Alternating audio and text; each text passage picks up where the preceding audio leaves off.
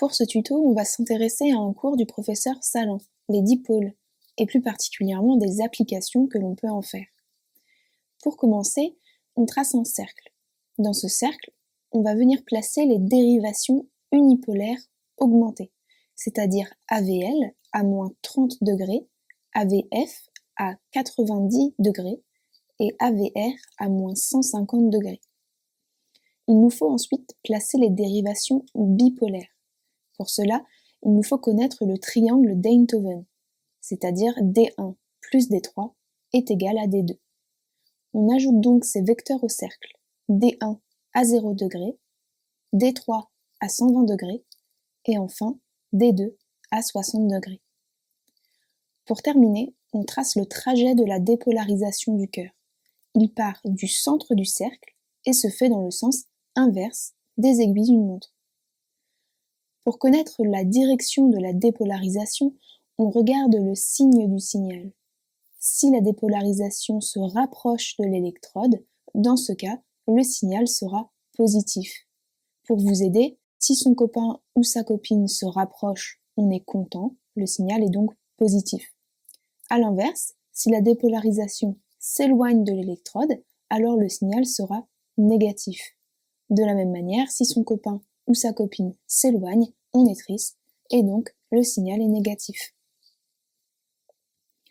Il faut donc, pour connaître le signe du signal, tracer dans un premier temps une droite passant par l'origine O et orthogonale au vecteur représentant la dérivation étudiée. Ici, on va prendre l'exemple de D3. On trace l'orthogonale à D3. Tout ce qui se trouve dans la moitié du cercle où se trouve la flèche du vecteur de la dérivation étudiée sera positif. Tout ce qui sera à l'opposé sera négatif. Pour illustrer les explications, on prend l'exemple suivant. La première proposition étant le graphique R correspond à D3. Pour savoir si la proposition est vraie ou fausse, deux méthodes sont possibles. Avec la première, on trace le signal qu'on obtiendrait avec D3. On commence par tracer l'orthogonale à D3. Comme dit précédemment, le côté de la flèche est positif, l'autre est négatif. On trace le signal recueilli à tout moment de la dépolarisation. Ici, selon D3, le signal est d'abord positif. Cette valeur augmente dans le positif pour atteindre un maximum, puis sa valeur toujours positive diminue et passe par l'orthogonale pour devenir négative. La valeur est alors de plus en plus négative avant d'atteindre un minimum et revenir à l'origine. Le graphique que l'on a tracé et représentant D3 ne correspond donc pas au graphique R et la proposition est fausse. Avec la deuxième méthode, on regarde si R peut correspondre à D3.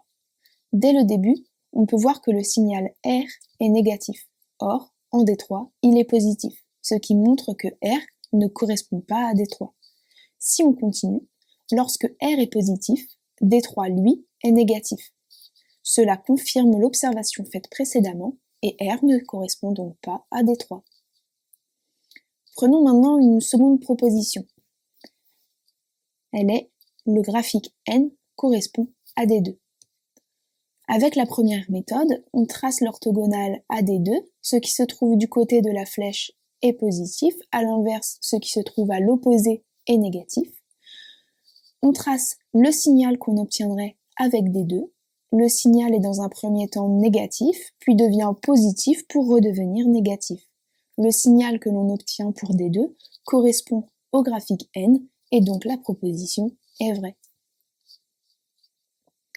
Avec la seconde méthode, on trace l'orthogonale à D2. N est légèrement négatif au début, ce qui correspond à D2, car on est dans le côté négatif de D2 au début du signal. Puis, N devient fortement positif, ce qui correspond toujours à D2, car le signal est dans la zone positive de D2. Enfin, sur la fin de N, le signal est négatif, ce qui suit toujours D2. On peut donc affirmer que N peut correspondre à D2. La proposition est donc vraie. On peut aussi trouver un autre type d'exercice qui se présente sous la forme suivante. Pour répondre à une proposition du type le moment dipolaire du cœur en 2 correspond à l'enregistrement en AVR en T2, on procède de la manière suivante. On repère sur le graphique, qui est ici à droite, AVR, la courbe rose. Puis on regarde au moment T2 si la courbe est au-dessus ou en dessous ou sur la ligne. Ici, on voit qu'à T2, en AVR, la courbe croise la droite. Le moment du cœur correspondant à T2 en AVR sera donc nul. Maintenant, on se penche sur la représentation qui se trouve à gauche.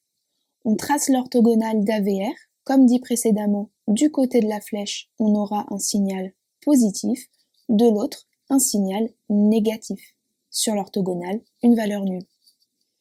Ici, lorsqu'on trace l'orthogonale d'AVR, on remarque que le moment dipolaire du cœur en 2 serait négatif. On a donc, par comparaison, 2 conclusions différentes, la proposition est donc fausse. Prenons une autre proposition. Si elle est le moment dipolaire du cœur en 3 correspond à l'enregistrement en AVF en T5. Comme précédemment, on repère la courbe, cette fois-ci AVF sur le graphique, la bleue. On voit qu'au moment T5, le signal est à son maximum positif. Sur la représentation de gauche, on trace l'orthogonale AAVF, ce qui se trouve du côté de la flèche sera positif, ce qui se trouve du côté opposé sera négatif, ce qui est sur l'orthogonale est nul.